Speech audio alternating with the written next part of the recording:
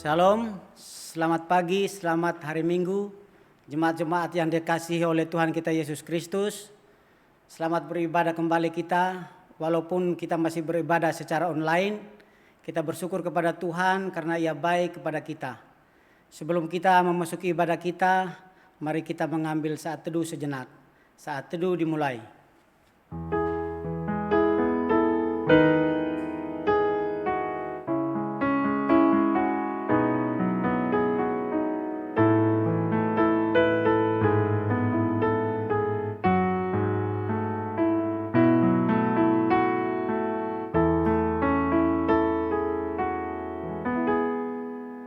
Saat teduh selesai. Saya mengajak jemaat-jemaat sekalian untuk bangkit berdiri. Panggilan ibadah kita pada hari ini terambil dari Mazmur pasal 99 ayat 5 dan ke-9. Tinggikanlah Tuhan Allah kita dan sembahlah pada tumpuan kakinya. Tinggikan Tuhan Allah kita, menyembahlah di atas gunung-gunungnya yang kudus. Karena Tuhan Allah kita adalah kudus. Kita mengangkat pujian kita, Engkaulah segalanya, ayat 1 dan 2.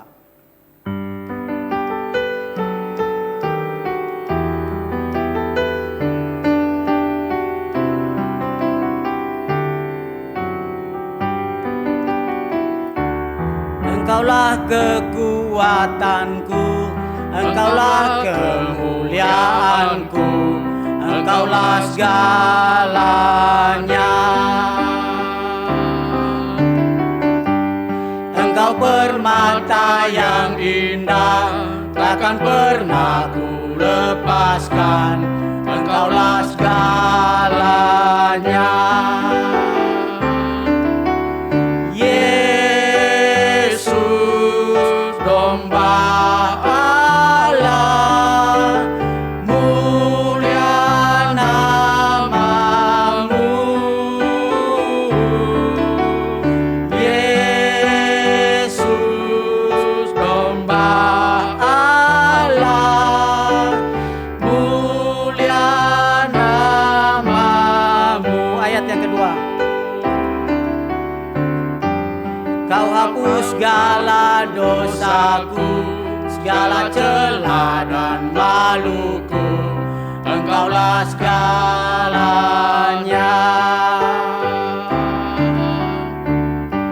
Saat jatuh kau angkatku, saat haus kau penuhiku, Engkaulah segalanya.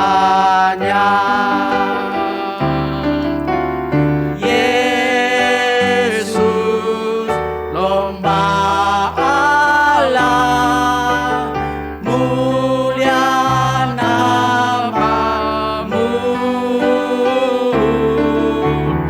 Yesus, domba Allah, mulia namamu. Mari kita satu di dalam doa. Bapa kami yang ada di surga, Bapa yang baik, Bapa yang kami sembah di dalam nama anak-Mu Yesus Kristus, Tuhan dan Juru Selamat kami. Kami bersyukur kepada-Mu ya Tuhan, karena pada pagi hari ini kami sudah datang kembali untuk beribadah, memuji dan membesarkan nama-Mu, serta mendengarkan firman-Mu yang kudus itu. Terima kasih ya Bapa untuk waktu yang sudah Engkau berikan kepada kami. Kami berdoa ya Tuhan, biarlah ibadah ini Engkau pimpin dari awal, pertengahan hingga akhir, agar kiranya nama-Mu saja yang kami muliakan. Terima kasih ya Bapa, ampunilah akan segala salah dan dosa kami. Hanya di dalam nama anak-Mu Yesus Kristus, Tuhan kami sudah berdoa dan mengucap syukur kepada Bapa di surga. Amin. Jemaat, saya persilakan duduk kembali. Sebelum kita masuk ke pengakuan, pengampunan dan pernyataan iman kita mengangkat pujian kita di muka Tuhan Yesus.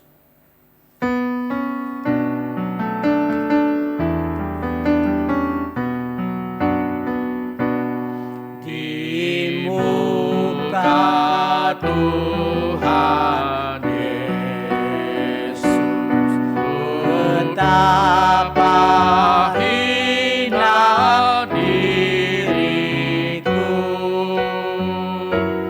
ku bawa dosa-dosaku di muka Tuhan Yesus, di muka Tuhan Yesus, ku insaf akan salahku,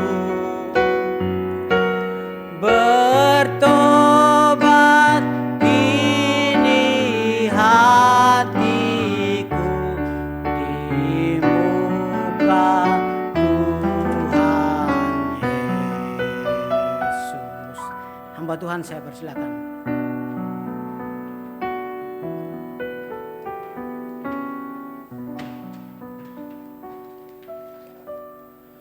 Ayat pengakuan dosa kita terambil dari Amsal 3 ayat yang ke-6. Akuilah dia dalam segala lakumu, maka ia akan meluruskan jalanmu. Mari Bapak Ibu Saudara, kita datang kepada Tuhan mengakui setiap dosa dan pelanggaran kita di hadapan Tuhan. Mari bersama-sama kita berdoa.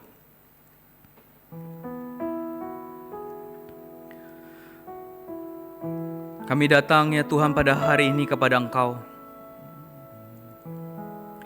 Kami ingin memohon anugerah dan belas kasihan Tuhan pada saat ini. Ampuni Tuhan kalau sering kali kami mengecewakan Tuhan di dalam banyak hal dalam kehidupan kami. Ampuni Tuhan ketika kami mengikut Tuhan, sering kali kami mulai berpaling daripada Tuhan. Sering kali kami mulai tidak lagi mengingat Tuhan.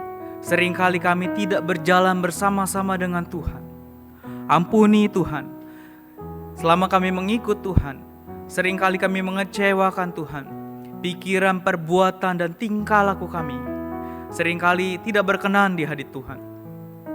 Tuhan, kami yang lemah ini, kami yang penuh dengan dosa ini, kami mohon sekali lagi belas kasihan Tuhan. Tuhan sucikan dan Tuhan kuduskan setiap kami. Layakan kami ya Tuhan, sehingga kami boleh datang kepada Tuhan tanpa adanya halangan apapun. Kami rindu Tuhan, kami boleh hidup kudus di hadapan Tuhan. Kami rindu Tuhan, menjaga hati kami dan cinta kami hanya untuk Tuhan.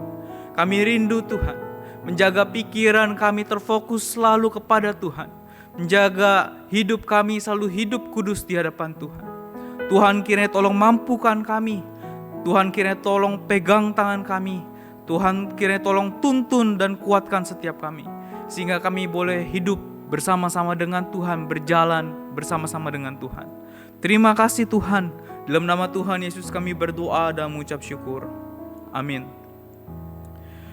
Bapak Ibu Saudara, dengarlah petunjuk hidup baru terambil dari Mazmur 25 ayat ke-12. Siapakah orang yang takut akan Tuhan? Kepadanya Tuhan menunjukkan jalan yang harus dipilihnya. Mari Bapak Ibu Saudara, kita bersyukur kepada Tuhan untuk pengampunan dosa yang Tuhan berikan kepada setiap kita. Mari kita bertekad untuk mengikut Tuhan sepanjang kehidupan kita. Mari kita nyanyikan pujian KPPK 231, Ikut Yesus.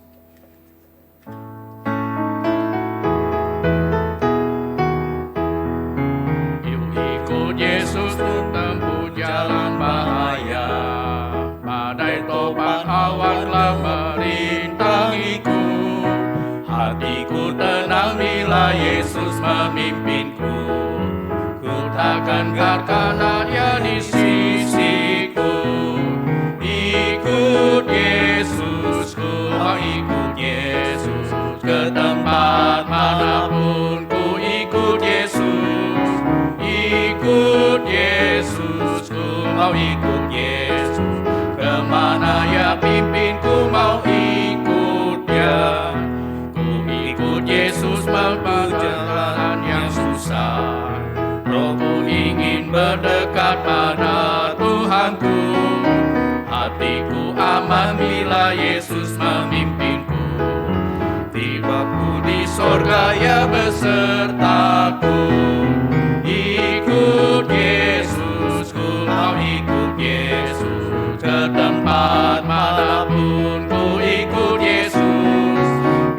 ikut Yesus, ku mau ikut Yesus. Kemana ya pimpin, ku mau ikut Dia. Mari Bapak Ibu Saudara bersama seluruh gereja di segala abad dan tempat, mari kita mengikrarkan iman kita, pengakuan iman rasuli. Aku percaya kepada Allah, Bapa yang Maha Kuasa, Khalik langit dan bumi, dan kepada Yesus Kristus anaknya yang tunggal Tuhan kita, yang dikandung daripada Roh Kudus, lahir dari anak darah Maria, yang menderita sengsara di bawah pemerintahan Pontius Pilatus, disalibkan, mati dan dikuburkan, turun ke dalam kerajaan maut, pada hari yang ketiga bangkit pula dari antara orang mati, naik ke surga, duduk di sebelah kanan Allah, Bapa yang Maha Kuasa, dan dari sana Ia akan datang untuk menghakimi orang yang hidup dan yang mati. Aku percaya kepada Roh Kudus, gereja yang kudus dan am, persekutuan orang kudus, pengampunan dosa, kebangkitan tubuh, dan hidup yang kekal. Amin.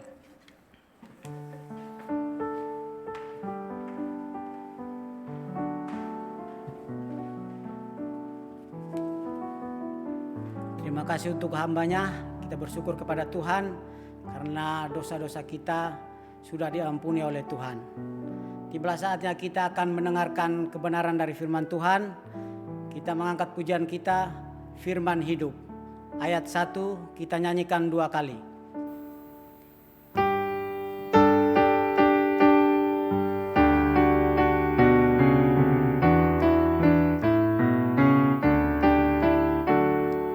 Firman Khalik semesta, ajaib firman hidup, yang mengasuh makhluknya, ajaib firman hidup. Bimbingannya tepat bagi orang sesat, firman indah, firman ajaib, firman yang hidup. Firman indah, firman ajaib, firman yang hidup. Dari atas lagi. Firman Khalik semesta, ajaib firman hidup, yang mengasuh makhluknya, ajaib firman hidup. Bimbingannya tepat bagi orang sesat, firman indah, firman ajaib, firman yang hidup.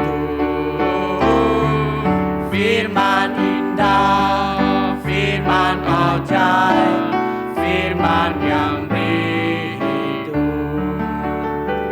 Hamba Tuhan, saya persilakan. Mari jemaat sekalian, kita sama-sama berdoa sebelum kita merenungkan pemberitaan firman Tuhan. Bapa dalam surga, biarlah firman-Mu, firman yang hidup itu, boleh memimpin kami, membimbing kami, supaya kami boleh semakin mengerti dan mengenal kepada Kristus Yesus yang telah menebus kami, yang telah menyelamatkan kami.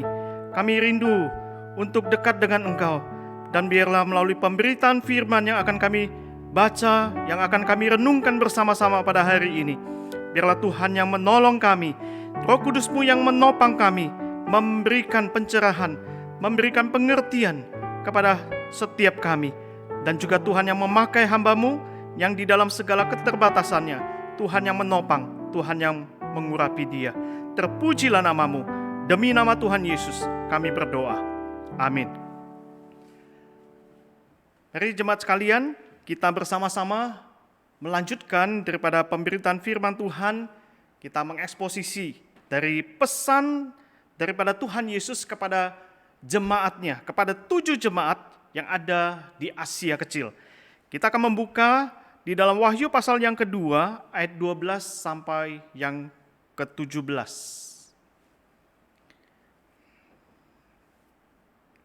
Saya akan membacakan bagian ini untuk Bapak Ibu sekalian. Wahyu pasal 2 ayat 12 sampai yang ke-17. Dan tuliskanlah kepada malaikat jemaat di Pergamus, inilah firman Dia yang memakai pedang yang tajam dan bermata dua.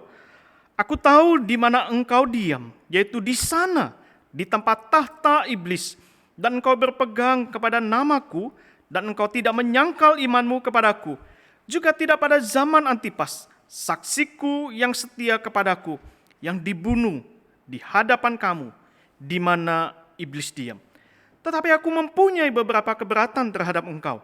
Di antaramu ada beberapa orang yang menganut ajaran Bileam, yang memberi nasihat kepada Balak untuk menyesatkan orang Israel, supaya mereka makan persembahan berhala dan berbuat zina. Demikian juga ada padamu orang-orang yang berpegang kepada ajaran pengikut Nikolaus. Sebab itu bertobatlah, jika tidak demikian, aku akan segera datang kepadamu, dan aku akan memerangi mereka dengan pedang yang di mulutku ini. Siapa bertelinga, hendaklah ia mendengarkan apa yang dikatakan Roh kepada jemaat. Barang siapa menang, kepadanya akan kuberikan dari mana yang tersembunyi, dan aku akan mengaruniakan kepadanya batu putih yang di atasnya tertulis nama baru, yang tidak diketahui oleh siapapun selain oleh yang menerimanya. Semakin jauh pembacaan firman Tuhan, berbahagia setiap kita yang membaca, merenungkan, serta melakukan firman itu dalam kehidupan kita hari lepas hari. Hari ini kita akan melanjutkan daripada eksposisi kita untuk membahas pesan daripada Tuhan Yesus kepada 7 jemaat yang ada di Asia Kecil. Dan hari ini kita akan membahas pesan yang disampaikan oleh Tuhan Yesus melalui Rasul Yohanes kepada jemaat yang ada di Pergamus. Kepada 7 jemaat, angka 7 adalah satu angka yang unik. Satu angka di mana Rasul Yohanes pernah menulis Injilnya dengan menyebutkan 7 tanda. Dan 7 tanda itu mempunyai satu makna yang begitu luar biasa. Dan pada waktu dia menuliskan wahyu yang Tuhan berikan kepada dia, maka angka 7 itu muncul kembali. Misalnya 7 pesan kepada 7 jemaat. Kemudian juga diberikan kepada 7 meterai, 7 sangkakala, dan 7 cawan. Hal ini mau menunjukkan kepada kita bahwa wahyu yang diberikan oleh Tuhan kepada Rasul Yohanes, angka 7 itu menjadi satu angka yang sempurna.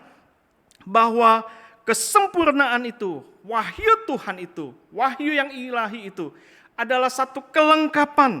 Sesuatu yang sudah lengkap dari penyataan dan juga suatu karya yang Tuhan sudah kerjakan melalui Yesus Kristus untuk menyelamatkan di dalam penebusannya, untuk membebaskan dan memberikan satu pelepasan, dan juga memberikan satu hidup yang baru kepada kepada orang yang telah menerima Kristus. Dia akan memulai satu hidup yang baru. Tetapi juga angka 7 itu sebagai satu penghakiman yang sempurna kepada orang-orang yang menolak, memberontak kepada Allah.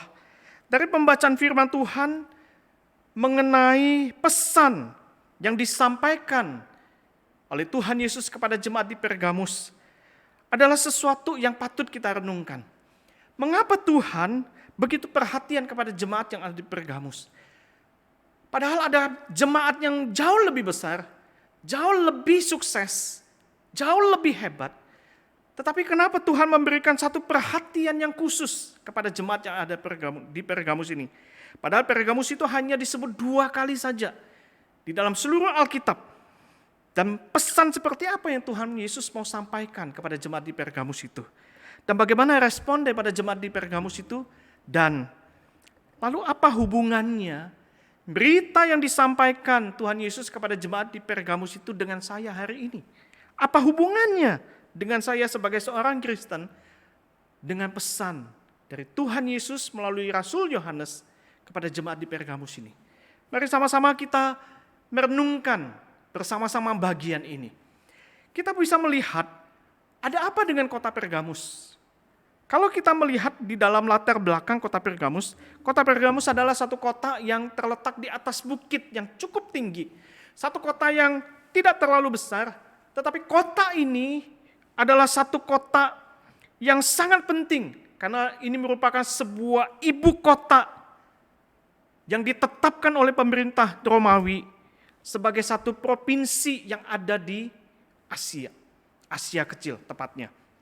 Sehingga kita dapat memastikan bahwa Pergamus sebagai ibu kota, maka dia adalah merupakan satu kota sebagai pusat kebudayaan, pusat seni, pusat penyembahan berhala. Maka di situ begitu banyak patung-patung dewa, misalnya dewa Zeus, dewa Bakus, dewa Asklepius, dan dewa-dewa yang lainnya. Tetapi selain patung-patung dewa, di situ juga banyak sekali patung-patung kaisar Romawi yang juga disembah. Maka di situ kota Pergamus adalah satu kota yang terdiri dari banyak sekali kuil-kuil, di mana mereka masyarakat di situ membangun kuil-kuil, dipersembahkan kepada dewa-dewa, dan juga dipersembahkan kepada kaisar-kaisar. Lalu di dalam ritualnya, mereka memberikan persembahan berupa dupa, dan juga berupa persembahan kurban, hewan yang sangat banyak, dan kemudian mereka mengadakan pesta makan besar-besaran. Maka kota Pergamus ini adalah satu kota, karena dia adalah ibu kota provinsi, maka sekaligus dia juga adalah sebuah kota administrasi di dalam pemerintahan Romawi untuk di dalam lingkungan wilayah Asia. Sebagai kota administrasi, maka dia menempatkan, pemerintahan Romawi menugaskan seorang yang punya kuasa untuk memegang kendali daripada wilayah Asia itu, seorang gubernur. Dan gubernur itu mempunyai suatu kuasa yang besar untuk menentukan hidup dan matinya seseorang. Kita ingat bagaimana seorang yang bernama Gubernur Pilatus yang mempunyai kuasa atas hidup dan matinya Tuhan Yesus, bukan? Maka kota Pergamus adalah satu kota yang penting. Dan Pergamus juga adalah sebuah kota penghasil kulit binatang. Penghasil kulit binatang ini bukan untuk dimakan gitu ya, tetapi kota Pergamus ini adalah satu kota penghasil kulit binatang untuk ditulis. Jadi untuk menulis itu bukan di kertas tetapi di kulit binatang. Sehingga kota ini memiliki sebuah perpustakaan yang terbesar di Asia karena memiliki kurang lebih 200.000 gulungan kitab.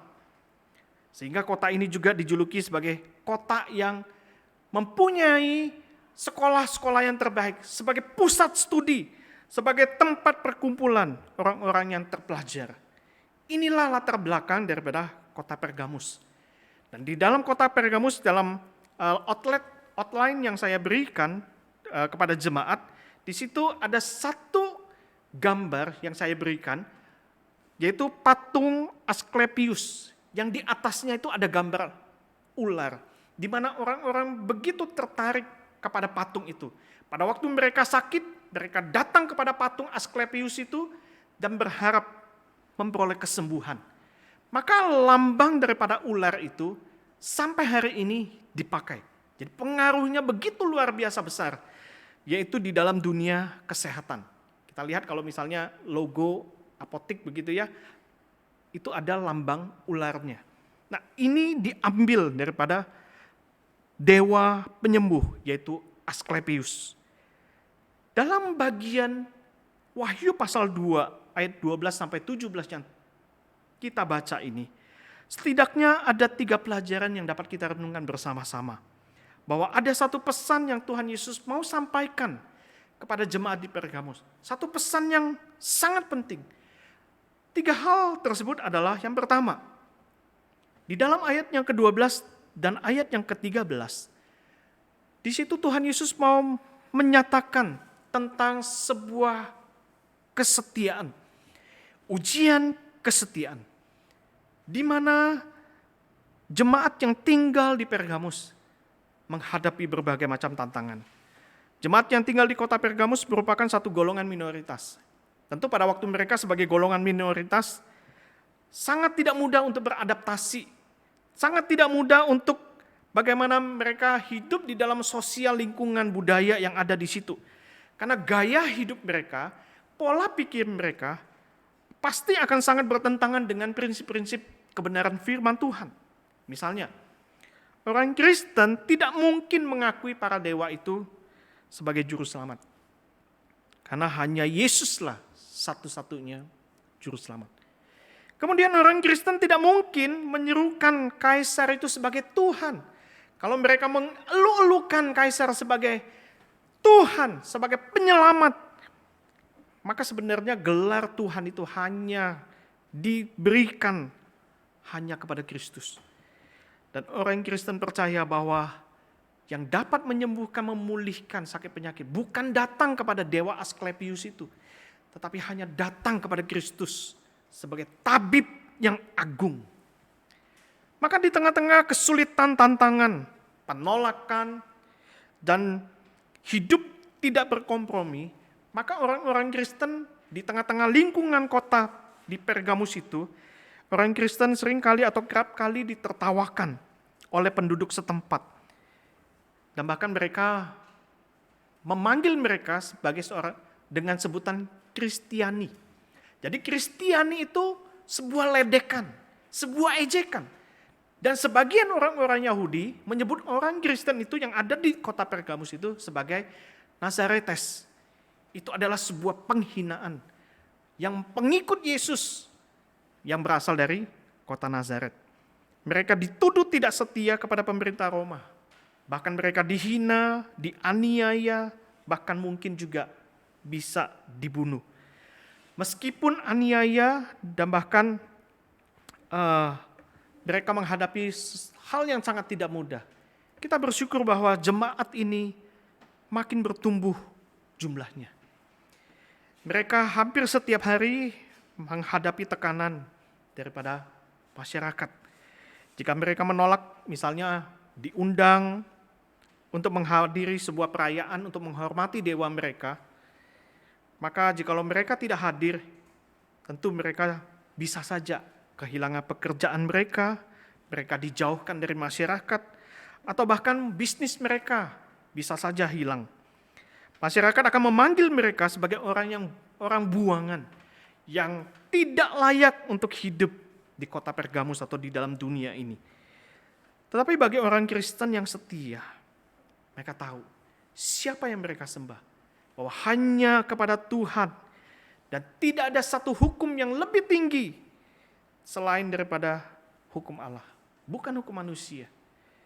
Sehingga kita menemukan di dalam ayat yang ke-12 sampai ayat yang ke-13 ada satu kalimat atau ada satu frasa tentang pedang yang tajam dan bermata dua itu.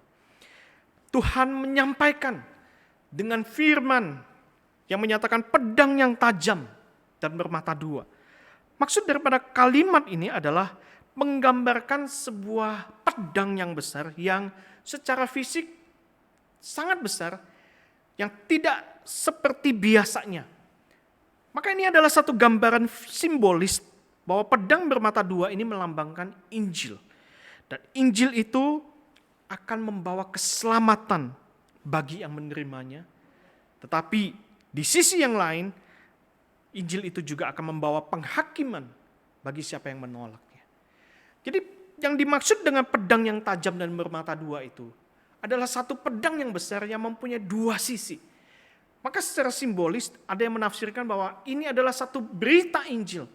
Bagi yang menerima, maka mereka akan diselamatkan. Tetapi di sisi yang lain, kalau mereka yang menolak Injil itu, maka mereka akan dibinasakan, menerima hukuman daripada Tuhan.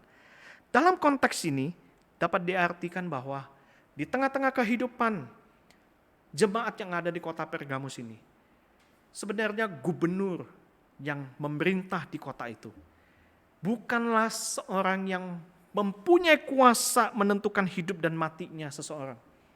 Tetapi yang menentukan mati dan hidupnya seseorang itu adalah berita Injil itu sendiri.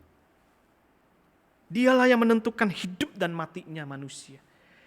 Injil itu adalah pedang yang tajam, yang mempunyai dua sisi. Dan pedang yang tajam bermata dua itu adalah firman Tuhan yang keluar dari mulut Tuhan sendiri. Dan dia akan berperang, melawan setiap musuh-musuhnya dengan pedang. Maka di dalam bagian berikutnya, kita juga menemukan sebuah tahta iblis. Maksud daripada tahta iblis di sini adalah menggambarkan tentang peperangan antara Allah dan iblis. Nah, sesungguhnya Tuhan Yesuslah yang duduk di tahta Allah, bukan si iblis itu. Allah yang bertahta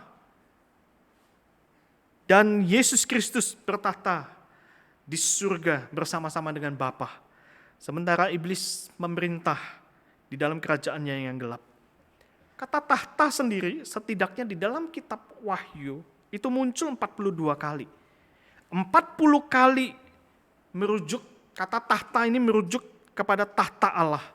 Dan hanya 2 kali kata tahta itu merujuk kepada tahtanya si iblis. Yaitu di dalam pasal 2 yang tadi kita baca ayat yang ke-13, kemudian pasal 16 ayat yang ke-10. Maka di sini membuktikan bahwa bukan iblis yang memegang kendali, tetapi tahta Allah lah yang memegang kendali itu. Maka Pergamus adalah satu pusat di mana jemaat tinggal di situ. Allah tahu bahwa mereka hidup dan bergaul di tengah-tengah orang yang menyembah kepada si jahat. Tetapi ingatlah, ada Tuhan yang bertahta di dalam setiap umatnya yang percaya kepadanya.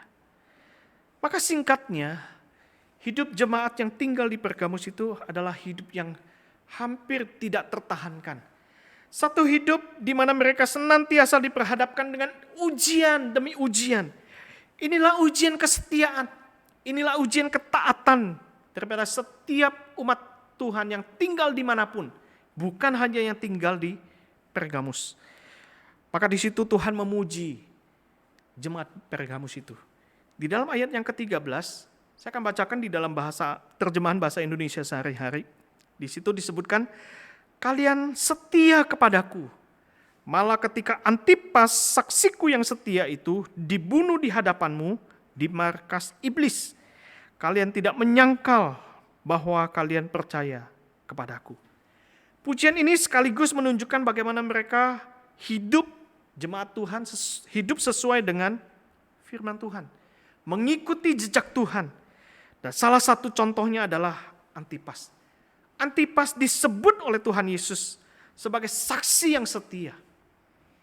Antipas memang tidak terlalu banyak catatan. Tetapi kemungkinan Antipas adalah salah satu saksi daripada apa yang dicatat oleh Paulus di dalam 1 Korintus pasal 15 ayat yang ke-6. Ada saksi yang menyaksikan kebangkitan Tuhan Yesus. Dan Antipas ini disebut oleh Tuhan Yesus di dalam Wahyu pasal yang kedua ini sebagai salah satu saksi yang setia, saksi yang tidak menyangkal imannya. Ia sudah membayar kesaksiannya itu dengan kematiannya. Setia sampai mati. Setia sampai mati. Kematiannya membuktikan betapa besarnya bahaya jika mereka tetap mengaku bahwa Yesus itu adalah Tuhan. Tetapi mereka tetap bertahan sampai kepada kesudahannya. Lalu di bagian yang pertama ini, bagaimana aplikasinya di dalam hidup kita hari ini? Ada begitu banyak orang Kristen yang bekerja di dalam dunia ini. Dunia ini telah dikuasai oleh si jahat. Pada waktu kita bekerja di tengah-tengah lingkungan, misalnya satu lingkungan yang penuh dengan korupsi, yang menjalankan praktek-praktek korupsi. Bagaimana kita bersikap sebagai seorang Kristen? Apakah kita tetap berpegang teguh pada prinsip kebenaran untuk tidak melakukan tindakan korupsi? Atau justru sebaliknya kita malah terbawa arus dan ikut-ikutan melakukan praktek korupsi? Kita takut, kita terpaksa melakukan itu karena kita takut. Misalnya kita takut dikucilkan, kita dianggap sok suci, bahkan mungkin juga kalau kita tidak mengikuti mereka, mungkin karir, prestasi kita dipersulit. Tetapi ingatlah bagaimana kasih setia Tuhan yang memelihara kita. Tuhan mau supaya kita setia sampai akhir. Inilah bagian yang pertama yang Tuhan mau ingatkan kepada jemaat Pergamus dan juga kepada kita sekalian hari ini. ujian ketaatan. Lalu di bagian yang kedua, ayat yang ke-14 sampai ayat yang ke-16 merupakan satu teguran Tuhan yang membangun. Pada waktu Tuhan telah memuji salah satu saksi yang Tuhan sebutkan, yaitu Antipas, maka Tuhan menegur.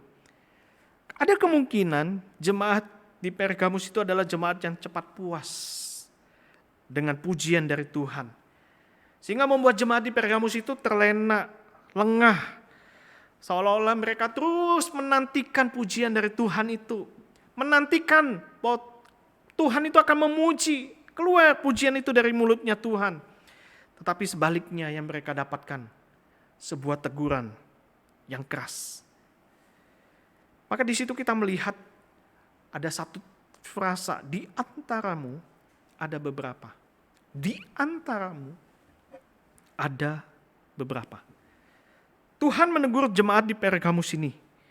Meski memang tidak begitu banyak atau tidak disebutkan dengan sangat jelas, tetapi yang Tuhan mau maksudkan kepada jemaat di Pergamus itu adalah bahwa hilangnya daya tahan terhadap ajaran sesat yang menyusup ke dalam jemaat.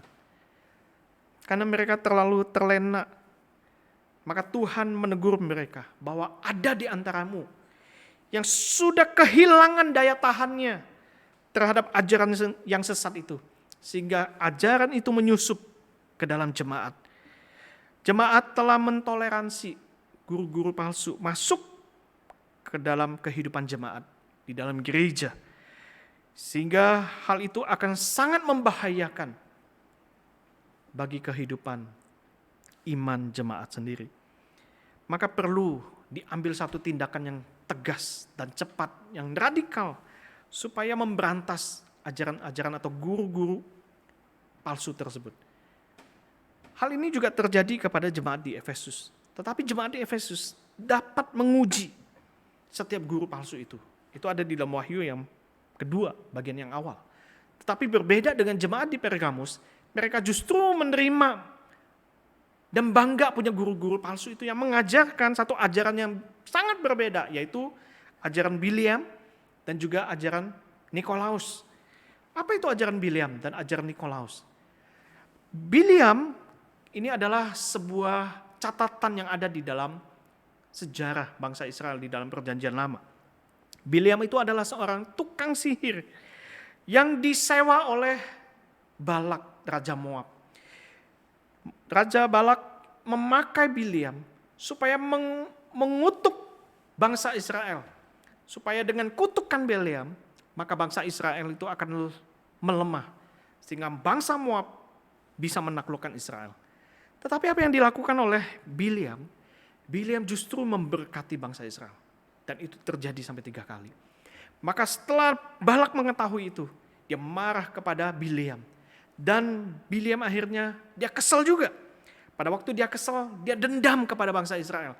Lalu dia mencari cara, bagaimana caranya supaya dia bisa mendapatkan uang, keuntungan, bisa tetap diterima oleh Raja Balak, dan dia bisa mengalahkan bangsa Israel. Maka dia mempunyai satu strategi siasat, yaitu meminta kepada Raja Balak supaya mengutus atau memberi perempuan-perempuan Moab itu kepada orang-orang Israel. Maka disitulah perempuan-perempuan Moab itu akan mempengaruhi orang-orang Israel dan mereka akan ikut menyembah kepada Allah Moab. Dan itu terjadi kepada bangsa Israel. Dan bangsa Israel akhirnya menerima hukuman daripada Tuhan. Dan bangsa Israel dikalahkan oleh Moab. Maka ajaran Biliam ini lebih bersifat praktis tentang imoralitas seksual dengan wanita Moab, dengan makanan-makanan, dan juga kepada penyembahan berhala. Ajaran Biliam ini dapat disimpulkan sebagai satu pengajaran yang seolah-olah penuh damai antara yang yang tidak percaya, yang kafir, dengan yang umat pilihan. Seolah-olah dikompromikan, dipersatukan. Maka di dalam zaman ini kita mendengar istilah pluralisme. satu kesatuan, bercampur aduk. Kita tetap menerima pluralisme, tetapi kita perlu dengan hikmat, dengan bijaksana, bagaimana kita tetap bergaul, menghormati kepada mereka yang tidak satu iman dengan kita. Dan di dalam ajaran Nikolaus ini menunjukkan tentang praktek-praktek yang sesat. Nah, di dalam perkembangan gereja yang ada di Pergamus itu, dalam catatan sejarah, mereka melakukan praktek-praktek yang berbeda dengan apa yang diajarkan oleh firman Tuhan. Misalnya, mereka mendoakan orang yang sudah mati, yang sudah meninggal. Mereka melakukan ritual, pemujaan, penyembahan kepada orang-orang suci, santo-santo. Bahkan mereka melakukan pemakaian minyak suci atau semacam minyak yang diurapi. Lalu mengajarkan tentang api penyucian dan lain sebagainya. Dan itu sangat berbeda sekali dengan apa yang diajarkan oleh firman Tuhan. Maka disitulah Tuhan menegur. Di antaramu ada beberapa yang telah sesat. Maka Tuhan melanjutkan dengan satu frasa yang sangat penting.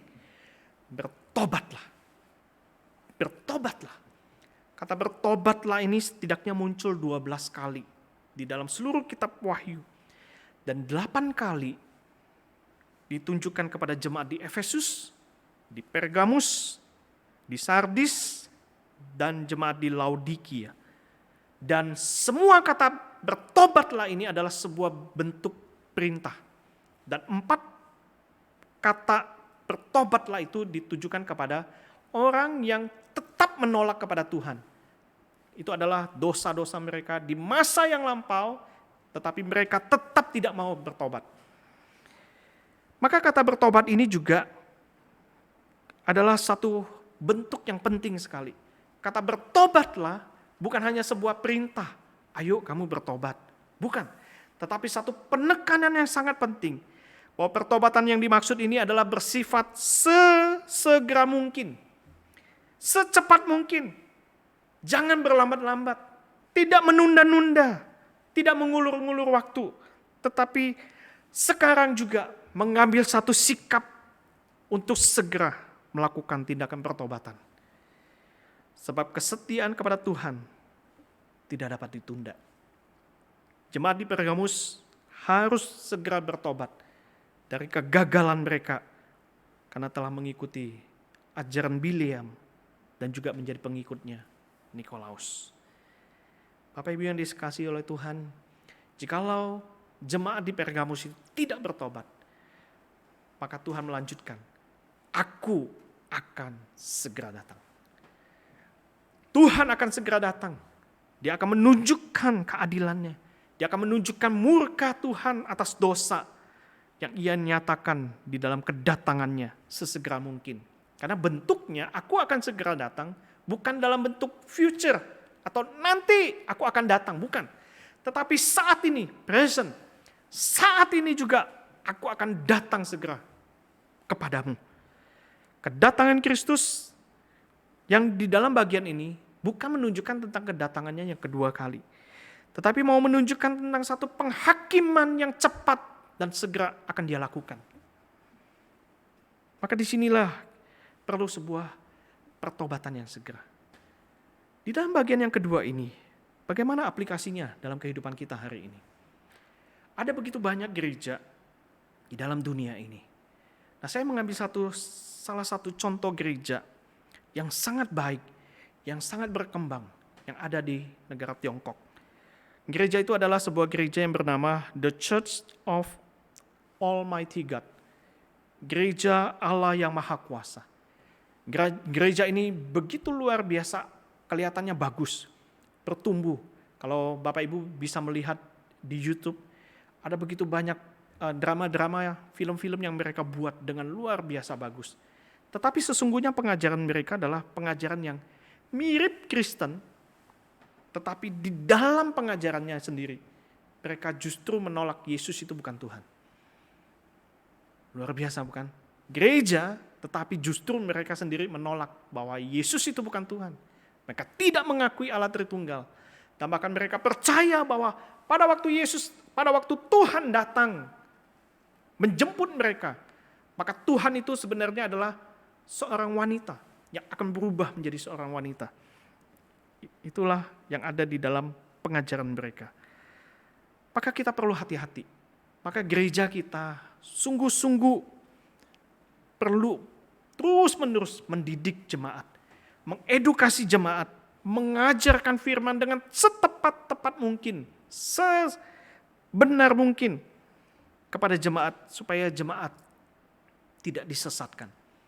Misalnya kita sedang mengadakan sebuah perjamuan kudus secara online. Ada begitu banyak pertanyaan-pertanyaan. Mengapa kita melakukan perjamuan kudus secara online? Boleh enggak? Emang boleh? Kenapa tidak kumpul di gereja? Nah, kita perlu mengedukasi, membimbing. Bagaimana jemaat jangan sampai salah di dalam mengikuti perjamuan kudus walaupun secara online. Kita sudah menyampaikan bagaimana sikap jemaat, menyiapkan hati, beribadah dari awal sampai akhir, mengikuti di dalam waktu yang sama, di jam yang sama. Karena perjamuan kudus menunjukkan tentang kesatuan tubuh Kristus, umat Tuhan yang melakukannya bersama-sama. Jangan sampai kita lalai. Ya udah saya telat gak apa-apa, nanti bisa buka YouTube lagi kan? Nanti ya udah saya lakukan itu. Tidak. Kita harus tertib di dalam melakukan perjamuan kudus itu. Kalau tidak, pada waktu kita melakukan perjamuan kudus itu, kita sedang makan dosa kita sendiri. Maka ini menjadi satu tanggung jawab gereja yang sangat penting untuk mendidik kepada seluruh jemaat. Dan di dalam bagian yang ketiga, di dalam Wahyu pasal yang kedua, satu pesan yang Tuhan Yesus sampaikan kepada jemaat di Pergamus ini adalah sebuah janji yang pasti. Pada waktu jemaat di Pergamus itu menghadapi ujian, ketaatan mereka diuji. Tetapi mungkin mereka bisa gagal. Maka di situ Tuhan menegur, satu teguran yang membangun. Untuk mengajak mereka kembali kepada Tuhan, bertobat dengan sesegera mungkin. Maka Tuhan di situ di bagian yang terakhir, Tuhan memberikan sebuah janji yang pasti. Satu janji bahwa teguran itu adalah teguran yang dari Tuhan adalah satu teguran yang sangat berharga. Yang menyadarkan kita untuk segera bertobat. Sehingga pada waktu kita mendengarkan firman-Nya, sesungguhnya kita telah menjadi orang-orang yang telah dimenangkan. Maka pada waktu kita mendapatkan janji Tuhan, maka kita adalah orang-orang yang sedang menikmati mana yang tersembunyi itu. Kata mana yang tersembunyi itu adalah menunjukkan tentang Kristus itu sendiri, Yesus Kristus itu sendiri. Yesus pernah mengatakan bahwa akulah roti hidup. Dan ini membedakan roti yang dahulu bangsa Israel pernah makan selama 40 tahun di padang gurun itu. Maka sejak Yesus Kristus datang ke dalam dunia, maka sesungguhnya kita sedang menikmati satu persekutuan, menikmati menerima mana yang tersembunyi itu melalui pribadi Yesus Kristus. Dan pada waktu kita menikmatinya itu, kita telah menerima sebuah batu putih. Nah, frasa batu putih itu adalah sebuah batu yang memang berwarna putih. Batu itu bisa banyak macam ya. Mungkin ada yang menafsirkan batu itu seperti baja, ada yang seperti kayu, ada yang batu, ada bahkan yang berbentuk berlian. Tetapi batu ini, secara singkat saya mau menjelaskan bahwa batu putih itu biasa dipakai di dalam pengadilan.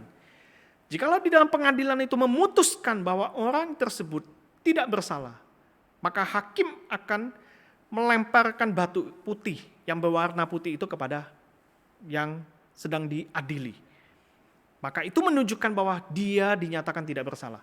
Tetapi pada waktu hakim melemparkan batu yang berwarna hitam, maka itu menunjukkan bahwa yang diadili itu telah melakukan satu kesalahan. Jadi batu putih ini menunjukkan tentang sebuah kemurnian, kesucian, kebersihan, sebuah batu pilihan, sebuah batu putih yang menjadi sebuah tiket untuk diterima oleh setiap pengunjung bisa masuk ke dalam perjamuan raja yang agung itu. Jadi orang yang menerima batu putih itu artinya dia sudah betul-betul diterima. Dia dibersihkan dari tuduhan, tidak dihukum, tetapi dibebaskan. Tidak ditimpa hukuman mati, tetapi memperoleh kehidupan baru. Dan pada hari penghakiman, itu akan menandakan sebuah pembebasan. Dan di dalam batu putih itu tertera nama yang baru. Nama yang baru. Sebagai satu tanda bahwa Kristus telah menjadikan orang yang percaya itu di dalam namanya. Bahwa kita itu adalah ciptaan yang baru. Yang lama itu telah berlalu dan kita telah menerima yang baru itu, yang dari Tuhan. Maka ini dapat diartikan sebagai suatu hubungan, relasi yang baru dengan Kristus yang dinyatakan dalam karakter yang secara mulia dan kita akan diubahkan. Maka aplikasinya bagi kita hari ini, pada waktu kita menerima percaya kepada Kristus, ada kalanya kita mendengarkan bahwa ada orang yang baru percaya dan bahkan dia mau memberi dirinya dibaptis. Ada beberapa orang yang mengganti namanya atau memberikan nama baru sebagai nama baptisan misalnya. Yang menunjukkan bahwa aku sudah berbeda dari yang lama. Aku telah diterima, aku telah dibebaskan, disucikan oleh Kristus. Inilah makna daripada batu putih dan nama yang baru itu. Maka sebagai kesimpulannya di dalam pesan Tuhan Yesus kepada jemaat di Pergamus ini adalah yang pertama, mari kita belajar bahwa Allah sungguh-sungguh mengenal kita pribadi lepas pribadi. Allah tahu betul apa yang kita perbuat. Allah kenal siapa Antipas, maka Allah pasti kenal siapa kita, pribadi lepas pribadi. Apa yang kita perbuat, baik itu pada waktu kita setia, pada waktu kita gagal, pada waktu kita memberontak kepada Tuhan, Tuhan tahu betul. Tetapi mari kita selalu senantiasa mengarahkan iman kita untuk selalu menyenangkan hati Tuhan.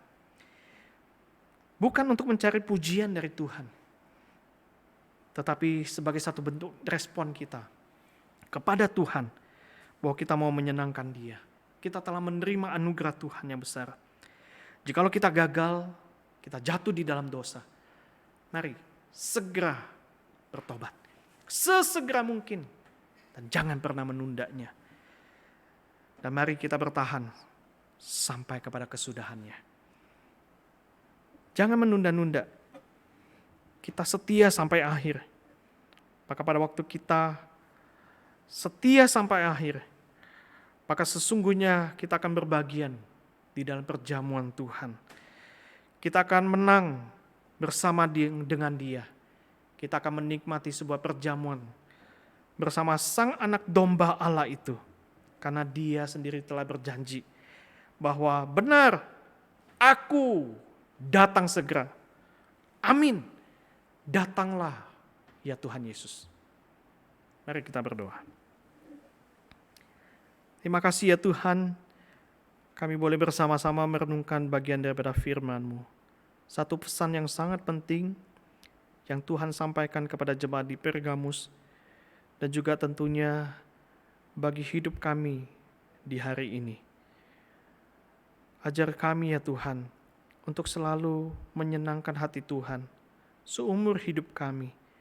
Kami sadar, kami sering kali gagal, tapi biarlah melalui firman-Mu kami diingatkan, supaya kami cepat-cepat bertobat. Ampuni ya Tuhan akan segala kesalahan dan dosa-dosa kami. Ampuni akan segala kesalahan daripada umat-Mu, dan juga Tuhan yang perbaharui kami, sehingga kami adalah orang-orang yang telah dibebaskan, disucikan, dimurnikan. Kami telah menerima mana yang tersembunyi itu, yaitu Engkau sendiri ya Tuhan. Dan kami boleh menerima sebuah batu putih yang melambangkan satu penerimaan daripada Kristus Bapa di surga. Dan kami akan diberikan sebuah nama yang baru, nama yang indah. Terima kasih Tuhan, kami menanti kedatangan-Mu. Dan biarlah ya Tuhan, pada waktu kami menanti kedatangan-Mu, Tuhan, ajar kami untuk tetap setia sampai akhir. Terpujilah nama-Mu ya Tuhan. Demi nama Tuhan Yesus kami berdoa. Amin.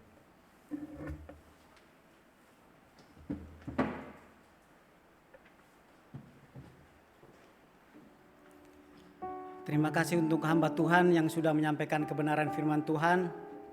Biarlah firman Tuhan yang sudah kita dengar boleh kita aplikasikan di dalam kehidupan kita hari lepas hari. Saatnya kita akan memberikan persembahan yang terbaik bagi Tuhan.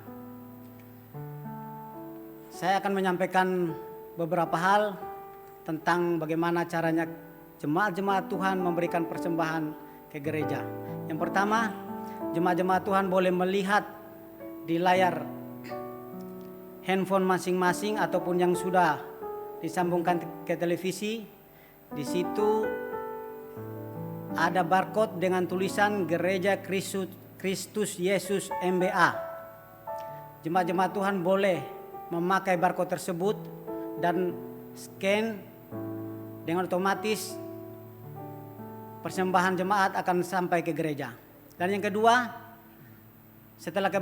setelah ibadah ini jemaat-jemaat Tuhan juga boleh membawanya ke gereja. Terima kasih. Kita nyanyikan pujian kita dari KPK nomor 233, Aku Percaya Padanya, ayat 1 dan yang kedua.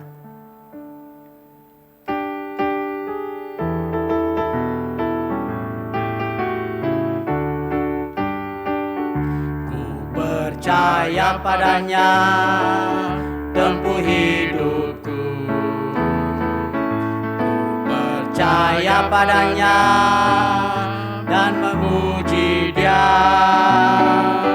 Badai atau cuaca gelap, beratlah langkahku.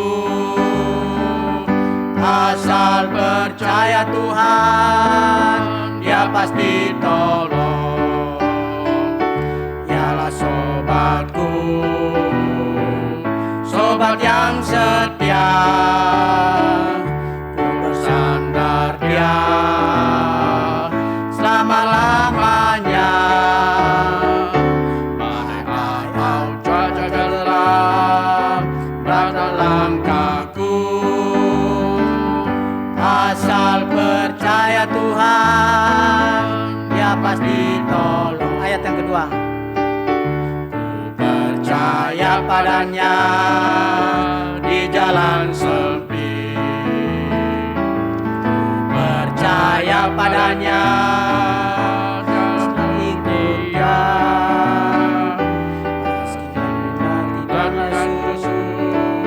Susah hatiku, asal percaya Tuhan, Dia besertaku.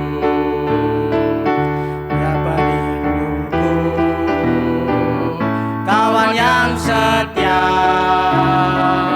Dia di sisiku, Dia besertaku. Meski letih dan lesu, susah hatiku,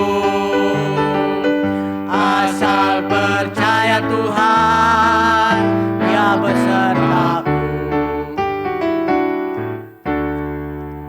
Membawa persembahan kepada Tuhan di dalam doa. Mari kita berdoa. Tak henti-hentinya kami ya Tuhan mengucap syukur kepadamu, karena kasih karunia dan penyertaan-Mu kepada kami di sepanjang kehidupan kami yang tidak pernah berhenti ya Tuhan.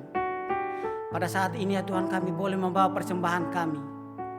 Biarlah persembahan kami ya Tuhan Engkau jamah dan Engkau kuduskan, agar kiranya berguna untuk kebutuhan gereja kami. Kami juga berdoa ya Tuhan untuk jemaat-jemaat Tuhan yang pada saat ini sudah memberikan persembahan ataupun yang belum sempat memberikan persembahan. Tuhan tolong berkatilah kami semua. Terima kasih ya Bapa. Inilah doa kami. Doa yang kami bawa hanya di dalam satu nama, yaitu Yesus Kristus Tuhan kami, Tuhan dan Juru Selamat kami. Kepada Bapa di surga kami berdoa dan mengucap syukur. Amin. Berita gembala dan doa syafaat akan dilayani oleh hambanya.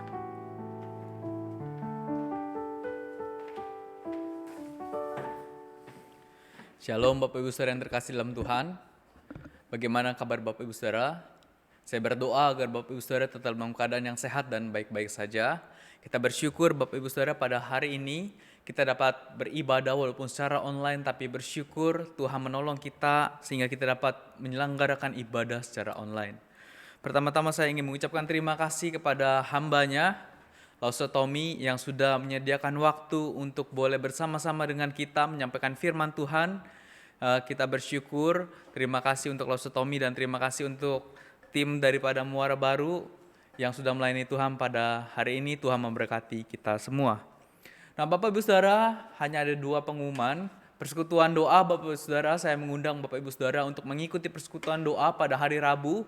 Mari kita menyediakan waktu di pertengahan minggu, kita mencari Tuhan, kita bergumul bersama-sama, kita berdoa bagi gereja kita berdoa bagi bangsa kita bersama-sama di hari Rabu. Bapak Ibu Saudara dapat mengikutinya melalui teks dan audio yang dikirimkan di grup WhatsApp di jemaat Bapak Saudara.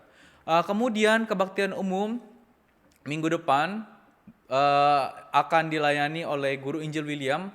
Temanya adalah jemaat di Tiatira, begitu ya. Dari Wahyu 2 pasal 18 sampai 29. Saya mengundang Bapak Ibu Saudara juga untuk boleh hadir, untuk boleh mengikutinya secara online kebaktian minggu depan, dan kita beribadah bersama-sama kepada Tuhan. Nah Bapak Ibu Saudara, mari kita berdoa untuk beberapa pokok doa. Kita berdoa untuk saat ini sedang banyak sekali ada demo-demo tentang Undang-Undang Cipta Kerja. Kita berdoa agar demo tidak menjadi anarkis dan tidak terjadi kericuhan, aspirasi dapat tetap disampaikan namun dengan cara yang baik. Kita berdoa Bapak Ibu Saudara juga untuk perkembangan vaksin. Kita melihat titik terang, vaksin makin hari terlihat makin baik dan makin sepertinya makin bisa untuk dipakai ke masyarakat dengan cepat. Kita berdoa agar proses produksi berjalan dengan baik dan dapat didistribusikan ke masyarakat dengan cepat. Dan kita juga berdoa untuk jemaat GKI Muara Baru untuk tetap setia dalam mengikut Tuhan. Mari bersama-sama kita berdoa Bapak Ibu Saudara. Tuhan, hari ini kami menyerahkan kondisi bangsa kami ke dalam tangan kasih daripada Tuhan. Kami berdoa Tuhan, kiranya Tuhan boleh menolong bangsa kami pada saat ini. Demo-demo yang sedang berlangsung, Tuhan, kami berdoa Tuhan sendiri boleh menolong setiap para pendemo sehingga mereka dapat menyampaikan aspirasi dengan baik, namun mereka tidak bertindak dengan anarkis. Kami berdoa Tuhan menjaga keamanan selama masa demo terjadi sehingga tidak terjadi kericuhan, tidak terjadi bentrokan, melainkan demo boleh berjalan dengan aman. Kami berdoa memohon anugerah daripada Tuhan. Kami juga berdoa Tuhan untuk perkembangan vaksin. Kami melihat titik terang, makin hari vaksin makin baik ketika diuji coba. Kami berdoa Tuhan, kiranya Tuhan boleh membantu perkembangan vaksin ini sehingga bisa memasuki tahap produksi, diproduksi dengan cepat, bahkan didistribusikan ke masyarakat dengan cepat, sehingga setiap kami dapat mendapatkan vaksin dan kami boleh dapat beraktivitas dengan baik kembali. Kami juga berdoa Tuhan untuk setiap kami jemaat-Mu di GKI Muara Baru. Tuhan jaga setiap kami, Tuhan jaga hati kami di dalam masa-masa yang sulit pada saat ini, di dalam masa-masa yang tidak mudah pada saat ini.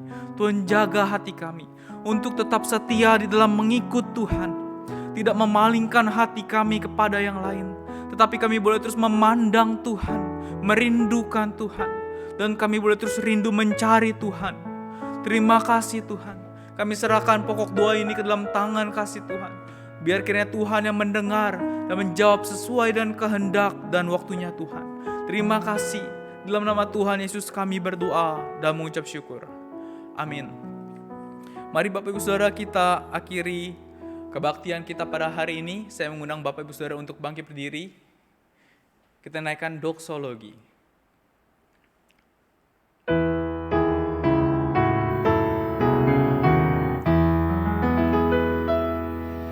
Puji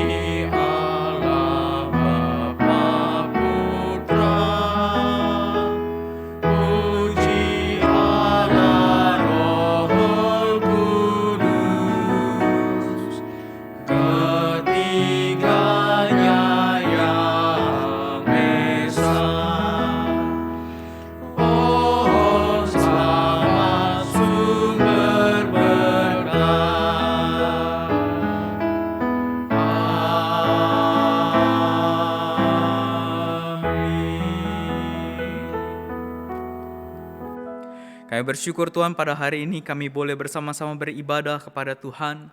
Kiranya Tuhan boleh tolong setiap kami, menjaga hati kami tetap setia dalam mengikut Tuhan. Dan ketika kami mulai berpaling kepada yang lain, kepada dosa-dosa, kepada kesenangan dunia, Tuhan tolong setiap kami, sehingga setiap kami boleh berbalik lagi kepada Tuhan. Kami boleh bertobat mengikuti setiap dosa dan kesalahan kami, dan kami boleh hidup kudus bersama-sama dengan Tuhan. Tuhan mampukan setiap kami. Kami akan mengakhiri ibadah kami pada hari ini. Mohon berkat Tuhan bagi setiap kami. Kiranya kasih daripada Allah Bapa, anugerah daripada Yesus Kristus, pimpinan penyertaan daripada Allah Roh Kudus, menyertai setiap kami mulai pada hari ini sampai Tuhan Yesus datang kembali. Amin.